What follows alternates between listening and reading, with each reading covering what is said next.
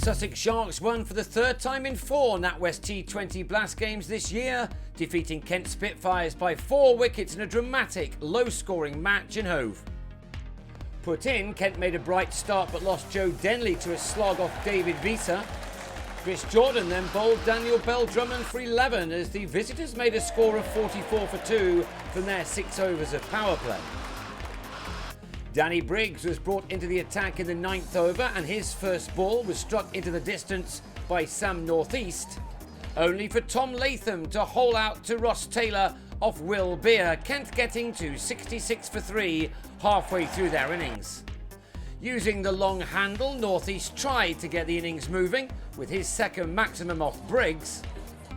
Beer though having more success at the other end, removing Sam Billings on the sweep for 10.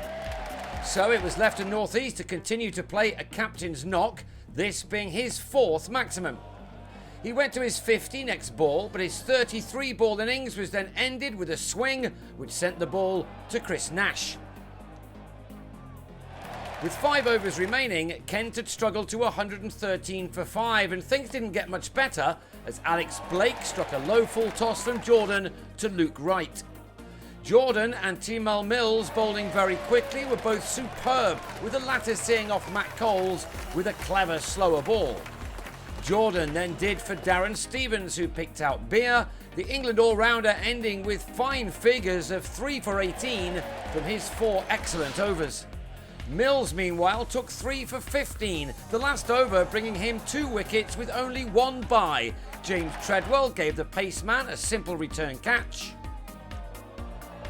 And then last man David Griffiths scooped to Ben Brown, who covered good ground to take the catch. Kent all out to the last ball of their 20 overs for 140.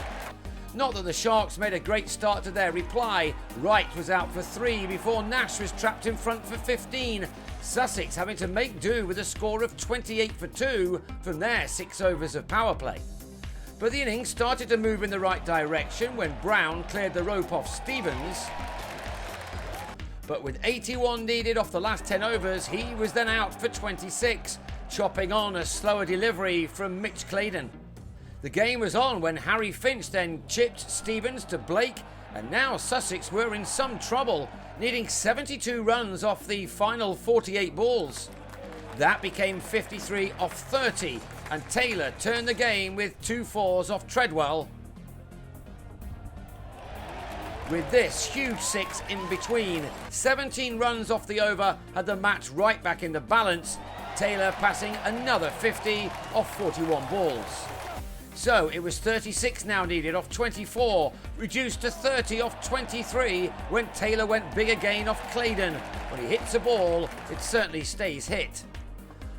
The pressure was still on though when Jordan helped take the target down to 12 off 2 overs, a runner ball requirement now making the Sharks big favourites.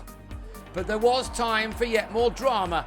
Having got to a match-winning 62, Taylor was well held by Treadwell off Claydon, who then removed Jordan for 16, Blake with the catch on this occasion to take us into the very last over with 8 runs still wanted.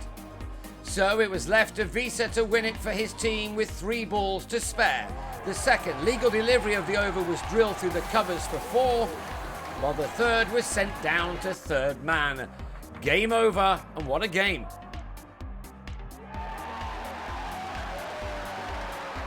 It had been a thrilling night of T20 cricket, the Sharks winning by 4 wickets to move into second spot in the South Group, Kent slipping to 5th.